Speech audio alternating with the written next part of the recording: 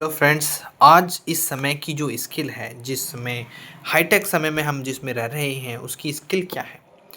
एक सोच ही सब कुछ कर सकती है। एक सोच है जो स्किल आपको बढ़ाती है। वो सोच ये है कि अब आगे क्या करूं।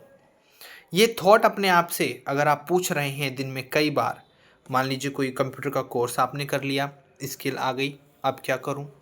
इंग्लिश स्पीकिंग का कोर्स कर लिया, अब क्या करूं?